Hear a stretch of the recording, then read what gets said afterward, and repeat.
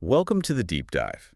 We're here to explore complex topics, breaking them down using the sources you provide so you get the insights you need fast. That's the goal. Today, we're tackling something really foundational, Herbert Simon's theory of nearly decomposable systems, or NDS. A really powerful idea.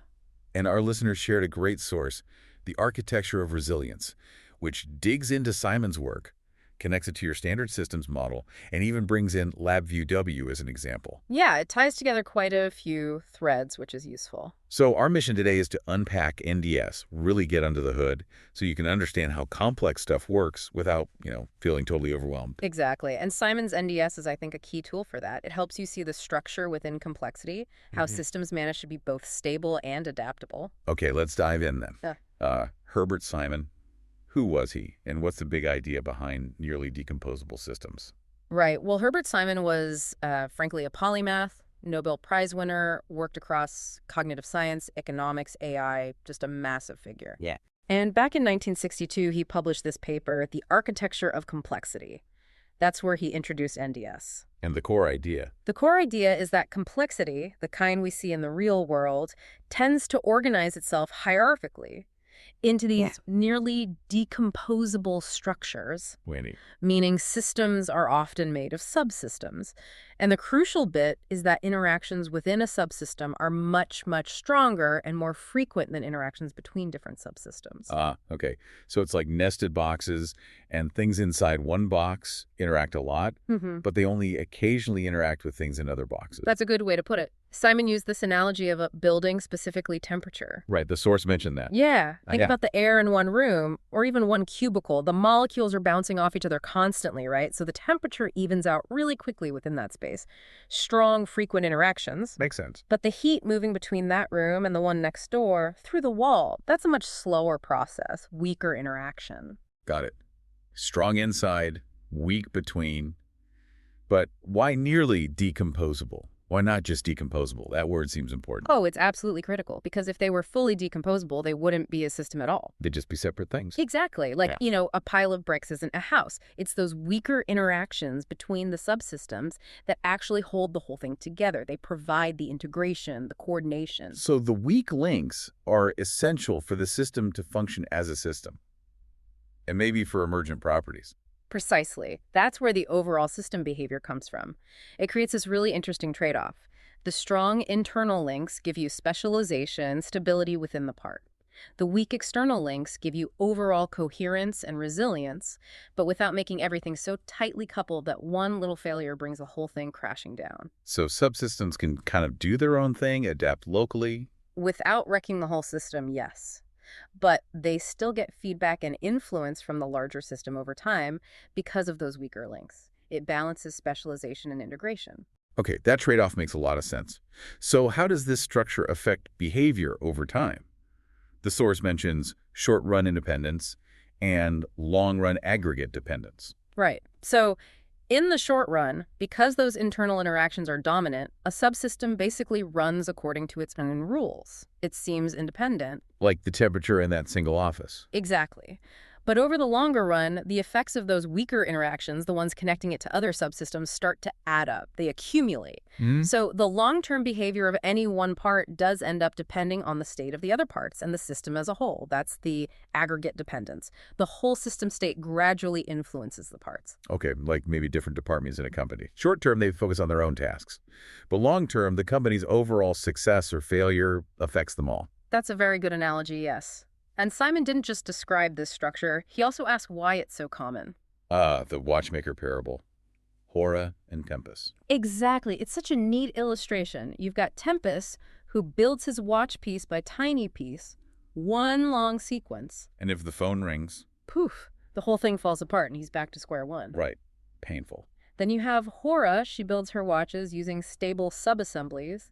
Maybe the gear train is one unit, the spring mechanism another. Okay, modular. Right. If she gets interrupted, she only loses the work on the current subassembly she's handling. The others are fine. So she finishes watches much faster and more reliably, especially if there are lots of interruptions. Way faster. Wow. It shows the evolutionary advantage of hierarchical systems built from stable intermediate parts. They're just more robust building blocks. Simon argued this kind of structure is almost unavoidable for complex systems to evolve successfully. Stable stepping stones, essentially. Hmm. Okay. And what about timescale relativity? How does our observation window change things? Yeah, that's another subtle but really important point. Whether subsystems appear independent depends on how long you watch them. Like zooming in or out on time? Kind of. Think about that office building again. Look second by second, and the cubicle temperatures seem to do their own thing. Computers on, sunbeam hits. Right, lots of local noise. Look over, say, an hour, and you'll see the temperature within a whole zone evening out, maybe controlled by one thermostat. The cubicle variations average out. The subsystem level becomes clearer. Exactly. Look over a whole season and you see the entire building's temperature responding to the outside weather. The dynamics you see depend on the timescale. High-frequency stuff happens within subsystems. Lower-frequency stuff happens between them. And this gives us pragmatic holism. What does that mean? It means NDS lets us analyze complex systems without getting completely lost in the microscopic details.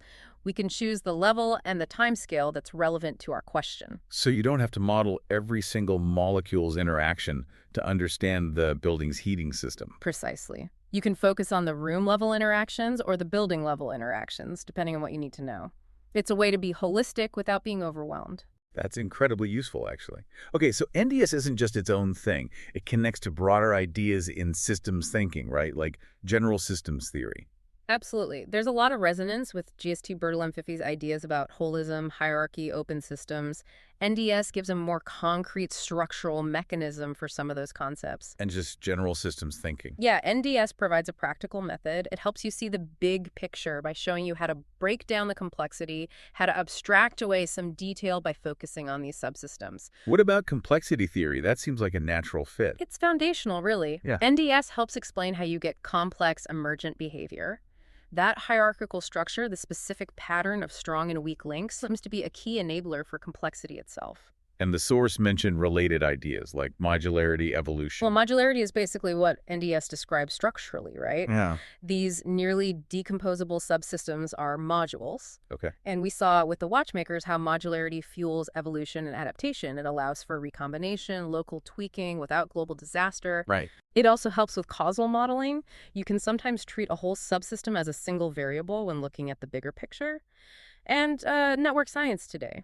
Identifying communities or modules in networks that's very much in the spirit of NDS. Dense connections inside, sparse connections between. Okay, so it's a really pervasive concept. Now let's connect this back to your work. The source explicitly links NDS to your standard systems model, the EMI trinity and the three-tier hierarchy. How do they fit together? Where's the overlap? Yeah, that's a fascinating comparison. There are some strong points of compatibility. The most obvious one is hierarchy. Right, your model is explicitly hierarchical, foundational, life, social, humanities. Exactly. NDS gives a sort of functional justification for why that kind of layering works. You can think of each tier as a large-scale NDS level. The internal dynamics within, say, the life sciences are incredibly rich and complex. Like all the biochemistry in a cell. Right. Strong internal interactions. But biology still rests on the foundations of physics and chemistry from the tier below. There are links, but the character of the interactions changes as you move up. So the tiers are like Simon's rooms, with most of the action happening inside each one. That's a fair analogy at that macro level, yeah. And that relates to modularity, the second point. Both the EMI domain's energy, material, information, and the tiers imply distinct modules of reality, in a sense. Okay. NDS suggests that the interactions within one of those tiers, or primarily involving one type of EMI flow, are generally stronger than the interactions crossing those boundaries. Think about biochemical pathways versus, say, global economic flows. Different kinds of interactions dominate. On emergence, that's key to your model too. Yes, and NDS really supports the idea. Subsystems develop their own properties based on internal dynamics. Then, the larger system properties emerge from those weaker, longer-range interactions between subsystems. That fits perfectly with seeing new things like life, or consciousness, or culture emerge at higher tiers. In my model, things not predictable just from the lower tiers alone. What about timescales?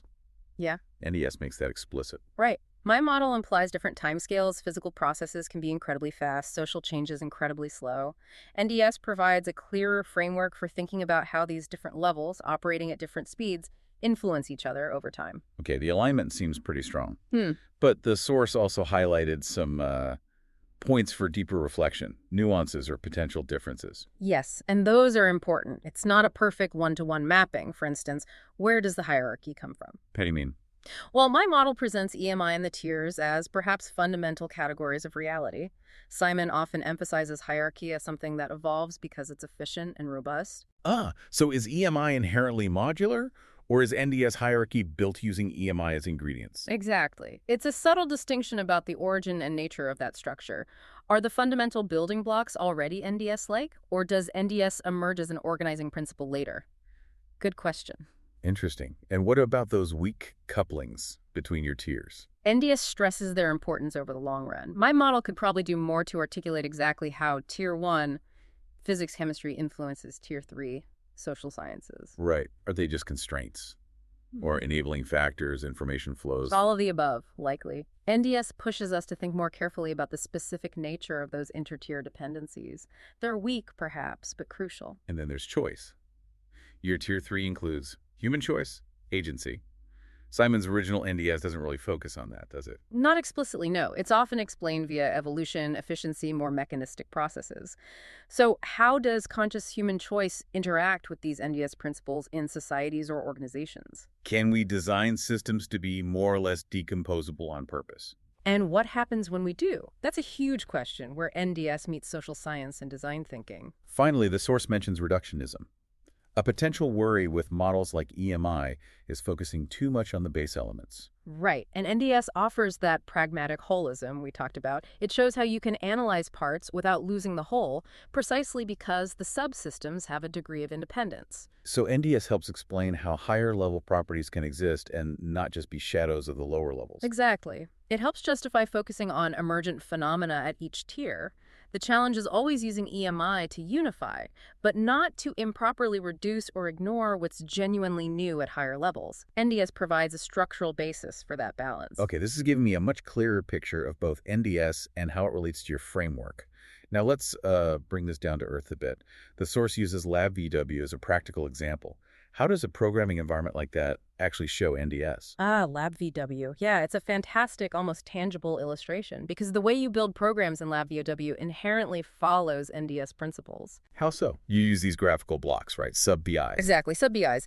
And a well-built sub-VI is a perfect example of a nearly decomposable subsystem. Okay, break that down. Why is it a good NDS model? Well, first, it has strong internal cohesion.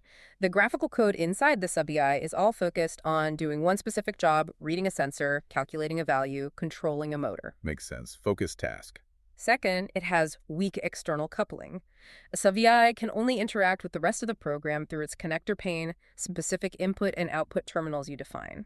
Data doesn't just leak in and out, it has to go through that defined interface. Controlled interaction. Like Simon's weak links between subsystems. Precisely.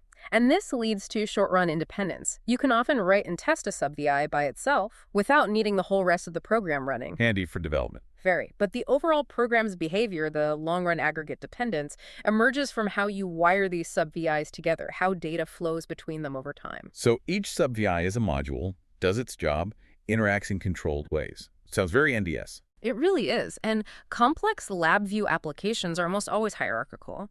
You have a main VEA calling sub-VIs, which might call other lower-level sub-VIs. Yeah. It mirrors the nested structure of NDS perfectly. You almost have to do it that way to manage complexity. I remember this one student project, a control system. It was getting unwieldy. Yeah. And the moment they started breaking it down into Clune sub-VIs, suddenly it became manageable. The structure made the difference. That makes sense. And things like evolution, stability, adaptation, how do those show up in LabVIEW? Well, a tested sub-VI becomes a reusable component, right? A stable building block like Horace subassemblies. Okay. Yeah. This speeds things up massively. Also, debugging. If there's a bug, it's often contained within one sub-VI because of that weak coupling. Easier to find and fix. Error containment. Nice. And crucially, you can often change the inside of a sub-VI, improve an algorithm, fix a bug, and as long as you keep the connector pane the same, the rest of the program doesn't even notice. So you can evolve parts of the system independently. Exactly. It facilitates maintenance, upgrades, iterative development, it's adaptation at the module level. Really clear analogy. What about timescales? High frequency, low frequency. You see that too. Inside a sub-VI, you might have a loop doing calculations really fast. That's your high-frequency dynamic within the subsystem. Right. But the data flow between sub-VIs, especially if it involves waiting for user input or talking to slow hardware, that often sets the pace for the whole application. That's the slower, lower-frequency interaction between the subsystems. Okay. Now, you've used LabVIEW for teaching STEM for 25 years, the source says. How does using it help students just intuitively get NDS? It's incredibly effective precisely because it's hands-on. You give students a complex task, like, say, build a system to monitor a mini greenhouse. Okay. They naturally start thinking, okay, I need something to read the temperature sensor, something for the humidity, something to control the fan, something to log the data. Breaking it down, decomposing the problem. Exactly. Then they build sub-VIs for each part. And they have to design the connector panes. How will these pieces talk to each other? What information needs to pass? They're designing the weak couplings. They are. They experience the benefit of testing modules separately. They build hierarchies as the project gets bigger. They see how an error in one part doesn't necessarily crash everything. They are literally building, debugging, and running nearly decomposable systems. So they internalize the principles by doing it. Absolutely. They learn to manage the flow of energy, material, and information, the EMI, within these modular hierarchical structures without even necessarily knowing the term nearly decomposable systems at first. They just discover it's the effective way to build something complex. Wow. This has been a genuinely deep dive. Herbert Simon's NDS theory, it feels even more relevant now. See how it plays out. It really holds up. That core insight about hierarchy, interaction strength, modularity, timescale, it's fundamental to understanding complexity. And seeing the connections. And also the interesting questions raised when comparing it to your standard systems model. That adds another layer. It does. Seeing where frameworks align and where they prompt new questions is always valuable. Plus, having LabVIEW as such a concrete, practical example that really helps solidify it, it's not just abstract theory. No, it shows these principles are embedded in how we effectively design and build complex things in the real world. Right. So for you listening, here's something to maybe chew on. Think about the complex systems in your own world, your work, your life, maybe even your hobbies. Where do you see these NDS patterns? Yeah. Where are the subsystems? What are the strong internal links, the weaker connections between them? Could understanding that structure help you manage things better, make them more stable, perhaps even more innovative? And maybe think about the flip side, too. What would happen if you deliberately tried to make a system more decomposable? Or maybe less decomposable, more tightly integrated? What might the consequences be, intended and unintended? That's a great question to ponder. Definitely something to think about. Thanks for joining us on The Deep Dive.